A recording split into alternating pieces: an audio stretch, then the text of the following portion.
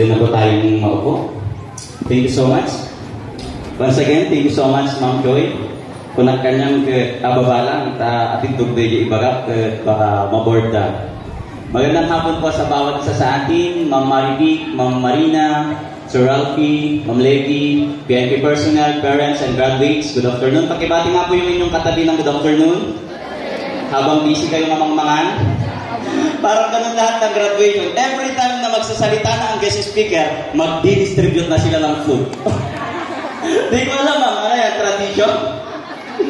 Anyway, thank you so much, ma'am, sa introduction. I want to speak about something as a pastor, of course, a sermon at konting graduation message. Sige po. Let me see. I entitled this message, Let Me See or I Want to See. Graduates, congratulate yourself. Pakibati yung katabi mo, graduates, congratulations. Kamayan mo nga yung katabi mo.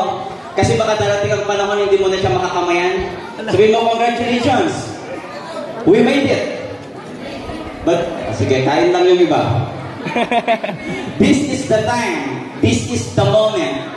Masasabi natin matutuldukan na ang hirap, pagod at sakripisyo ng iyong buhay high school. Bas nyo din ata yung time na pandemic, nalagpasan ninyo at naging malaking hamon ang module.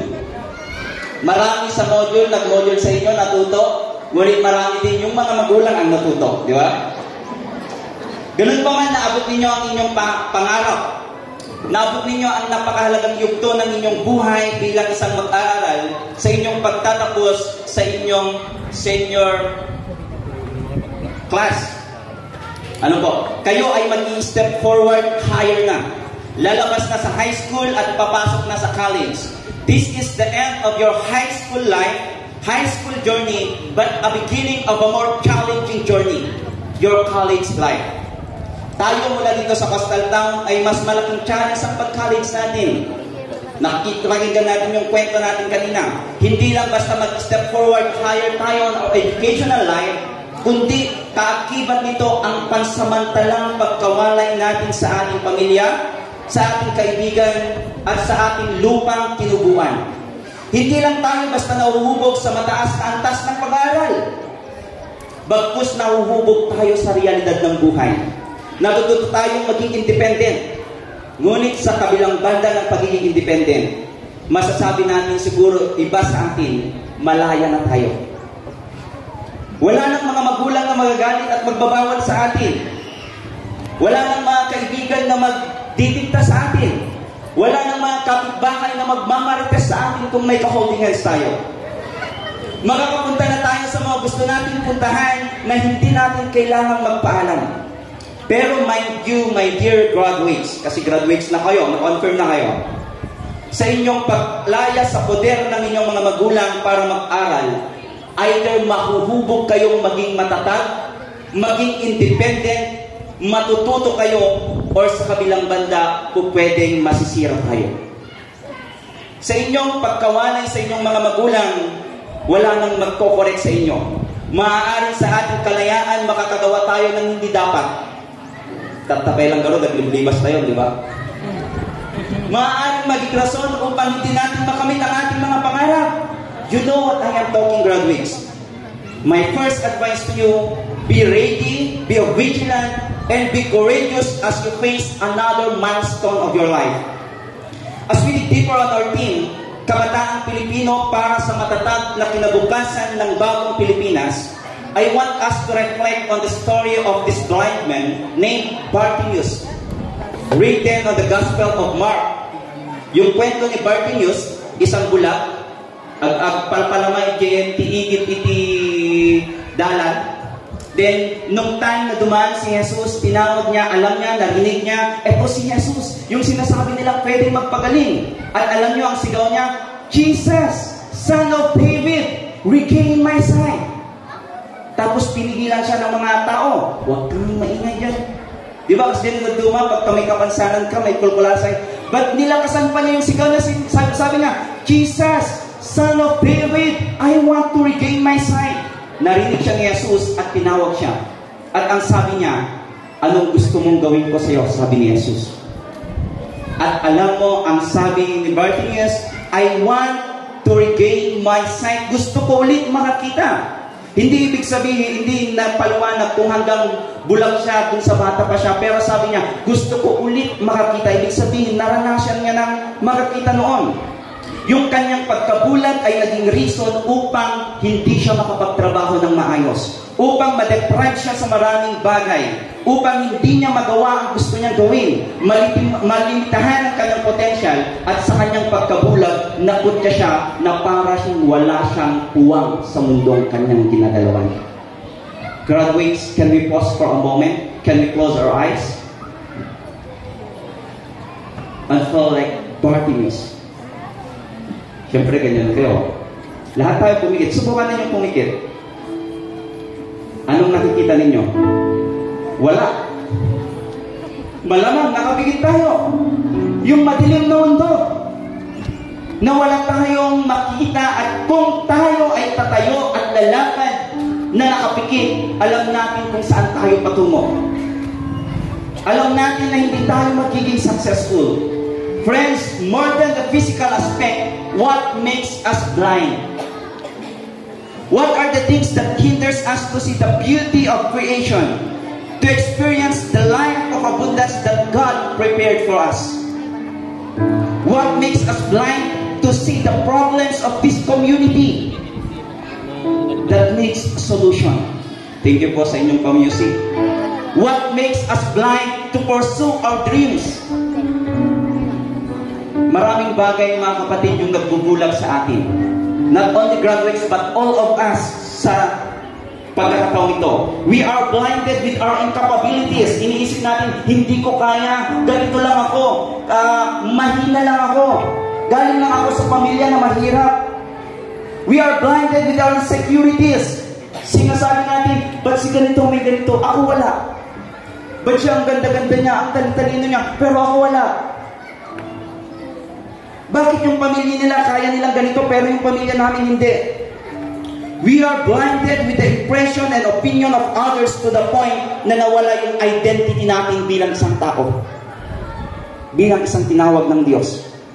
We are blinded sa sinasabi ng ibang tao, hanggang dyan ka na lang. Wala kang patutunguhan. We are blinded with the culture of the social media. Ilang minutes tayo, ilang oras tayong nag-google sa Facebook. Nanonood, siguro lahat tayo kilala na si Diwata at saka si Alice Goa, di ba?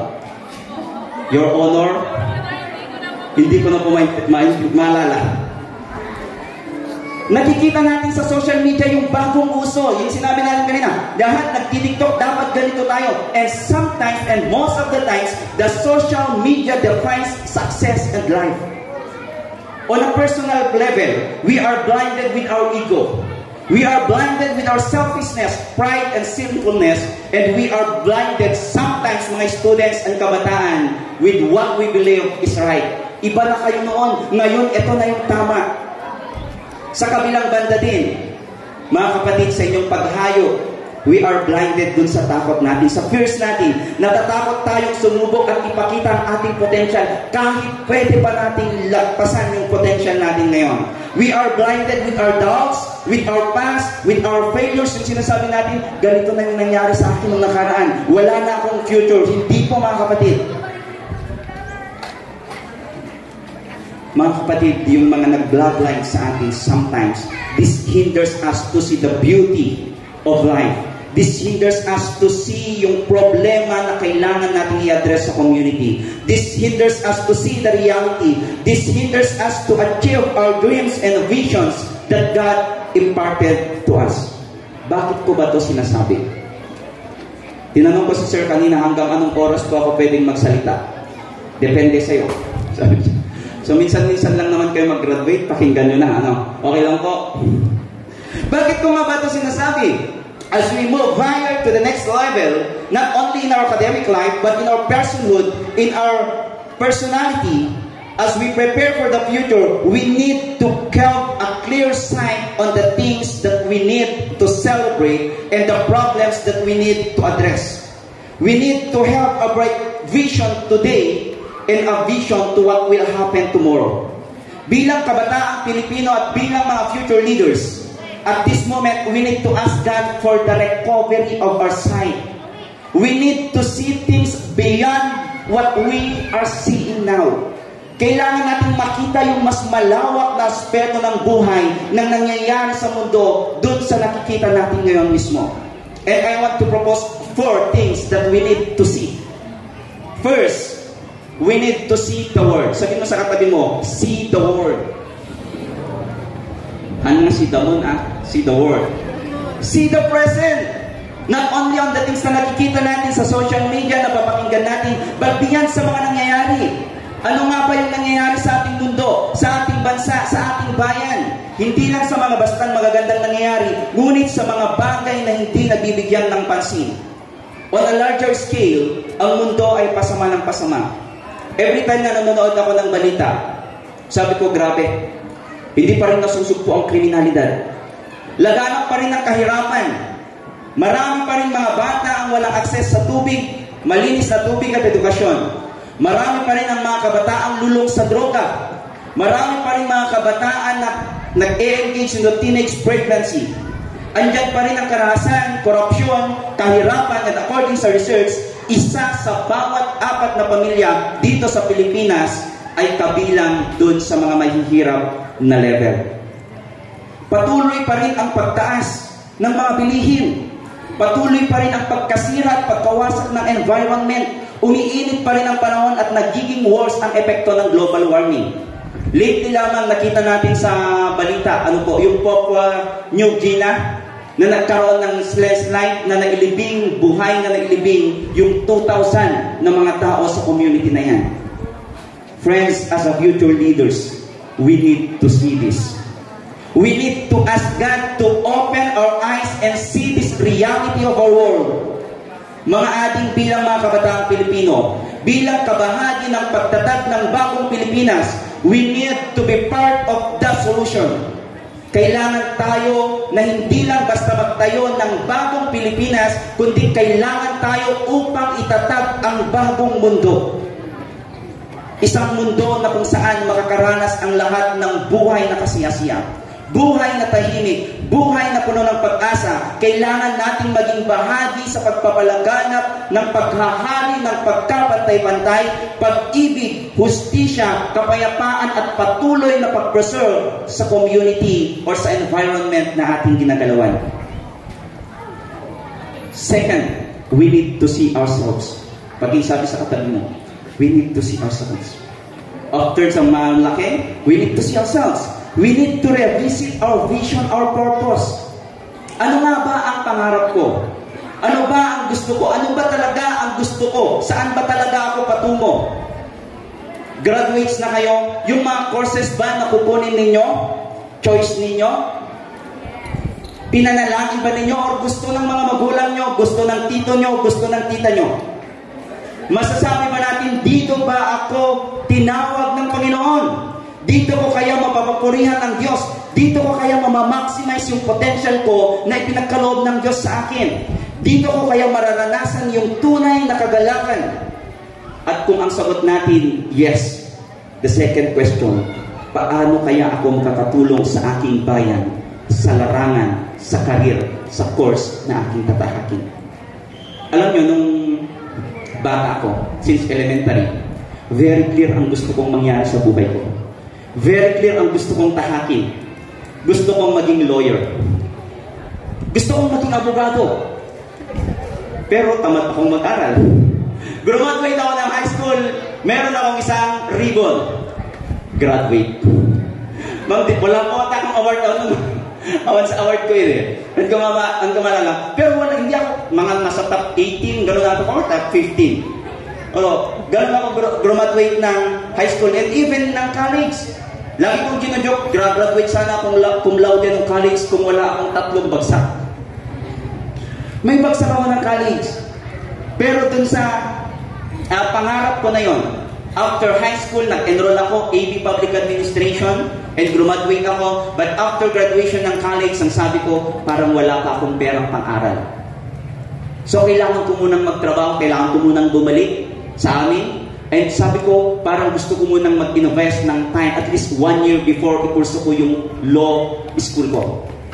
And umuwi ako sa Divilacan at na-employ sa LGU Divilacan for 1 year. And during that time while I am employed sa Divilacan, nag-serve ako sa church. Yun din yung commitment ko that, Lord, this 1 year before I will pursue my law school, I want to spend it sa loob ng church. Doing ministry, leading the youth, doing Bible study. But during that time na nandun ako sa loob ng church, grabe, dun ko na intindihan at dun ko naramdaman yung kakaibang joy. Yung kakaibang ragsak na hindi ko naramdaman sa ex ko. Pero yung joy, yung every time na magkikita kami ng mga kabataan, sabi ko, yung pag nag-praise kami, pag umaawit kami, pag naglilit kami, pag natututo kami, nag-aaral kami ng Bible studies, and sabi ko, Lord, I want to spend this life para pagsilbihan ka.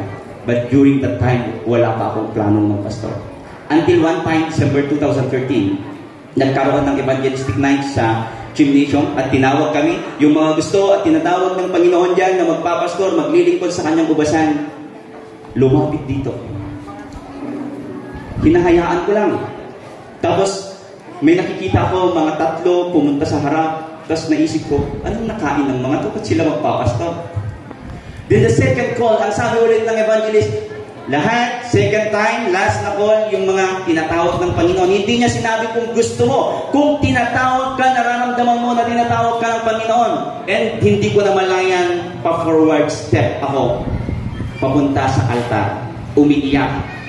Alam niyo kung bakit ako umiiyak? Nandun na yung pagkakataon na sabi ko, Lord, kailangan ko nang i-withdraw yung dream ko para sundin yung gusto mo. Kailangan na kitang sundin. Alam mo, naiisip ko, yung plano ko, yung pangarap ko na magkaroon ng magandang bahay, pag naging lawyer ako, doon na lang ako sa kasa pastoral. Ano sa simbahan, sa parsonage, yung pangarap ko magkaroon ng pera, offering na lang siguro ng simbahan. Yung pangarap ko na ganito, sabi ko, sino pa kayang magkakagusto sa akin kung magpastor ako? Kasi walang pera ang pastor. But you know what? That time, naging matapang ako na sundin yung kagustuhan ng Panginoon. Friends, if you believe that God is calling you on a different path, the road or the less road travel, hindi lang sa pagpapastor at hindi lang sa pagpapari. Maaaring ng iba sa inyo tinatawag maging vlogger, maaaring ng iba sa inyo tinatawag maging scientist, maging PBA player. Sa height, wala naman ata. Sumali sa PBB, huwag kayong matakot. Bago pa ninyo tahakin ang landas kung saan kayo tinawag, andun na ang Panginoon na naghihintay sa inyo. Nung sumagot ako sa tawag na magpapastor ako, ang sabi ng ibang relatives ko, anong nakain ni Hinibu? Ba't siya magpapastor? Walang pera sa pastor, hindi siya yayaman dyan. Tama naman. But you know what? Hindi ko kailanman naramdaman maghirap nung ako ay sumunod sa ating Panginoon. Don't be afraid to dream. Dream big. Dream out of the box. Yung tipong ang tingin ng iba, hindi mo kaya, or kaya imposible na mangyari sa'yo, ipakita mo sa kanila na ikaw ay sumunod sa gusto ng Panginoon.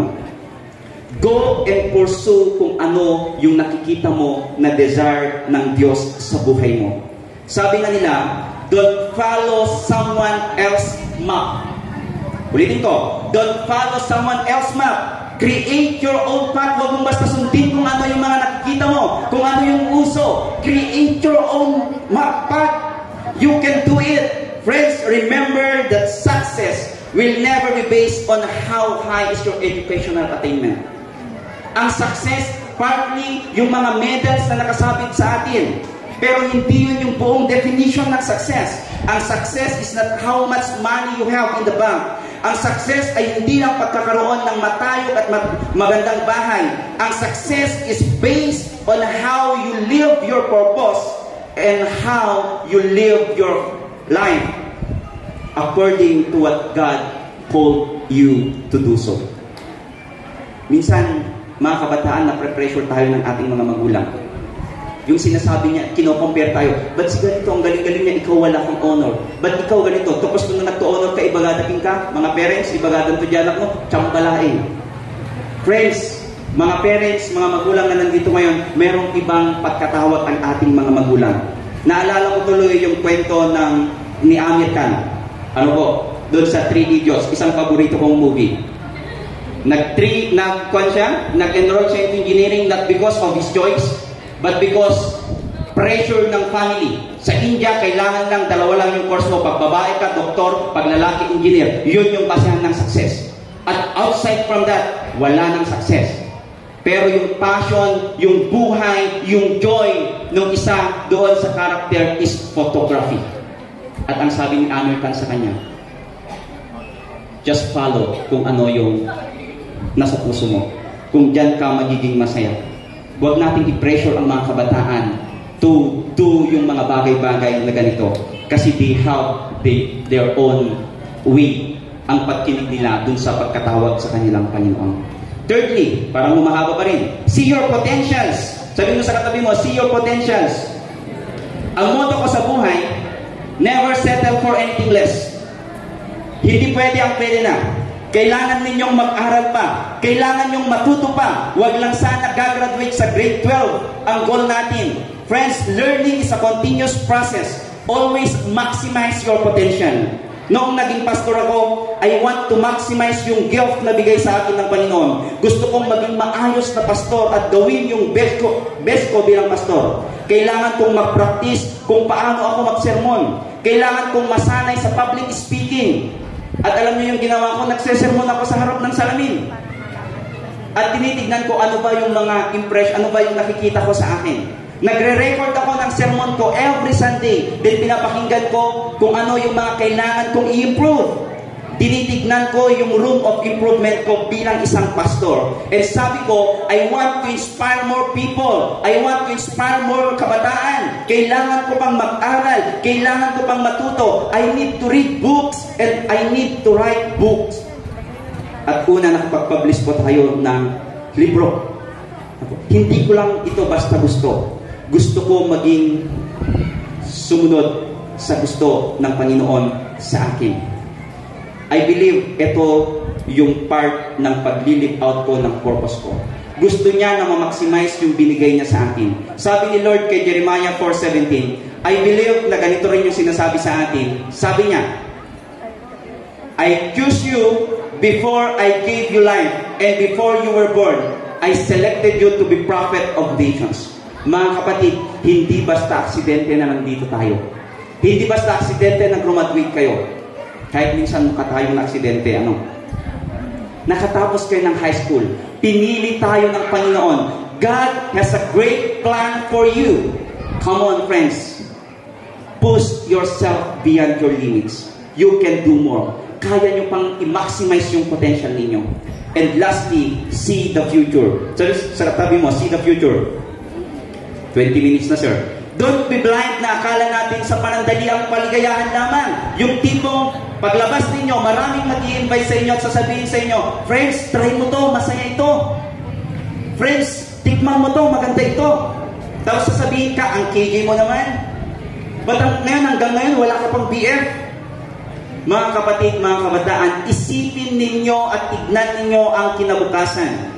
I saw your invitation at nakalagay doon ang mga dreams ninyo. Future lawyer, teacher, nurse, midwife, engineer, police, coast guard, IT specialist, seafarer, forester, fisheries, army, chef, psychologist, accountants, agriculturist, and photographer.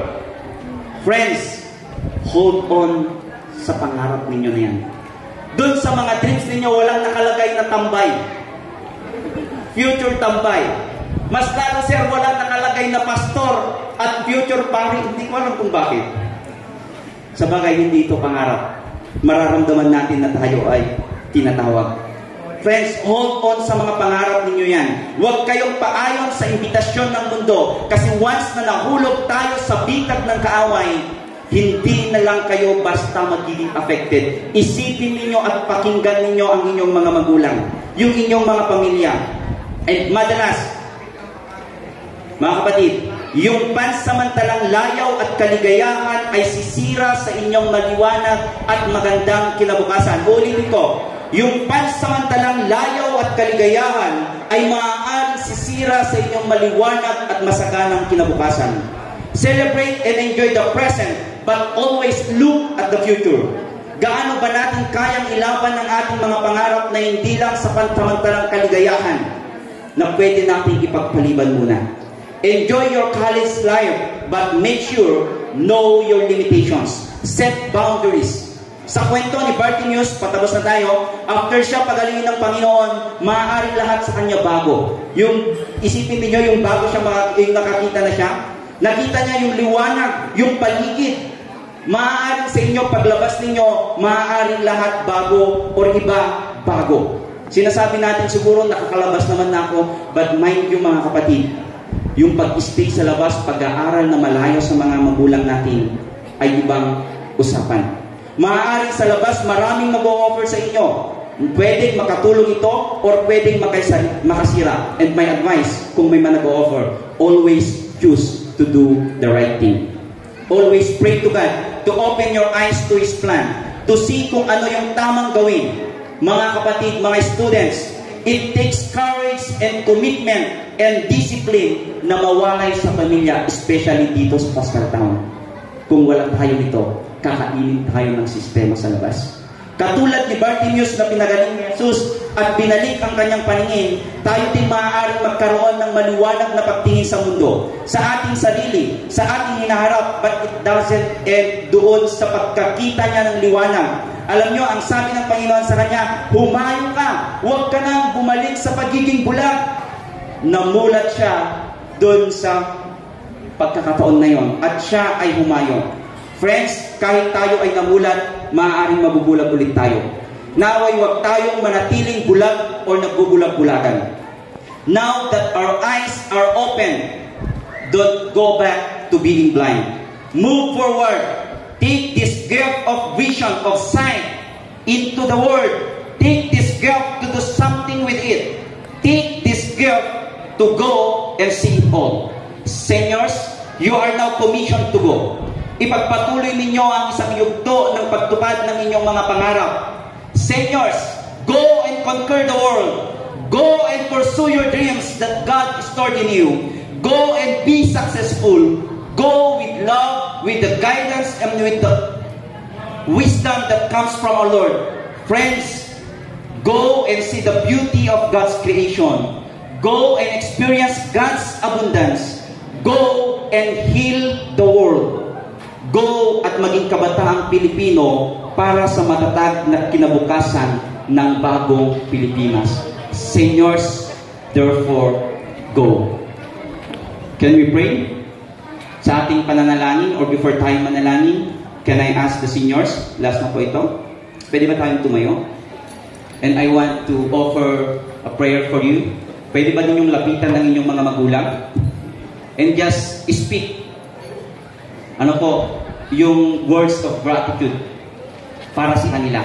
Yakapin, pwedeng i-hug, i-kiss, magpasalamat. Salamat po sa music natin, sir. Ayan. Pwedeng kayong mag-express ng gratitude sa kanila, sa mga sakripisyo nila. Ayan. Alalahanin ninyo yung mga hirap nila. Hindi kayo naging ganyan. Wala kayo ngayon dyan kung wala ang inyong mga magulang. Kung wala ang inyong mga guidance. Pwede ko yung mag-yakapin. Then pwede tayo magpangarap. Then can I offer a prayer for you? Sige po. Yung mga walang parents, pwede yung mga batchmate ninyo, members of family na nandito. Sige po, take time. Mapasalamatan na yung mga magulang.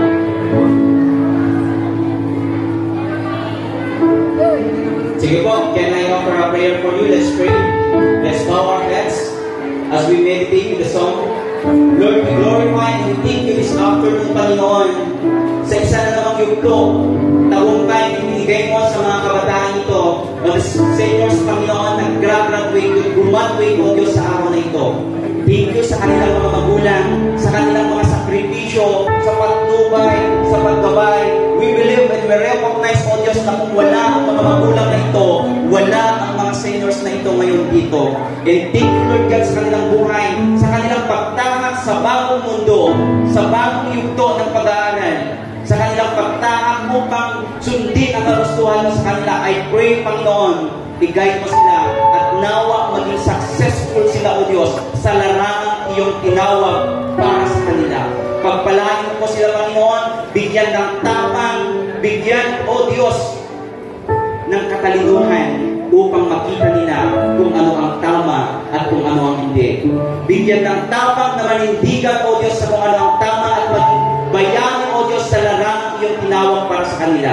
Pagpalain mo po sila, Panginoon. Sa pangalan ni Jesus, ito ang aming dalangin. Amen and amen. To God be the glory. Thank you so much po and congratulations, seniors.